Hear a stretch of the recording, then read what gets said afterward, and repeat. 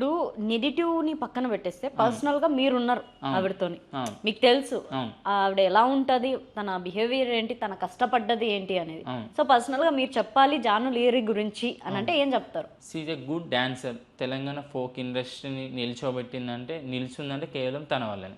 ఎందుకంటే స్క్రీన్ దాకా వెళ్ళింది ఆబ్వియస్లీ అది చాలా గ్రేట్ పర్సనాలిటీ. ఎందుకంటే ఒక అమ్మాయి ఉండి తన ఫ్యామిలీని, తన పర్సనల్ లైఫ్ని, తన ప్రొఫెషనల్ లైఫ్ని, తన కొడుకుని, ఇంకా ఆ కొడుకు తర్వాత జరిగే ఏదైతే ఫ్యూచర్ ప్రజెంట్ పాస్ట్ లైఫ్ ఉందో అంతా అంటే బ్యాలెన్స్ చేసుకుంటూ లీడ్ చేస్తుందంటే చాలా గ్రేట్. ఎందుకంటే ఇప్పుడు 10th పాస్ అయితేనే, 10th ఫెయిల్ అయితేనే, ఇంటర్ ఫెయిల్ అయితేనే సూసైడ్ చేసుకునే చాలామంది సెన్సిటివ్ పర్సన్స్ ఉన్నారు.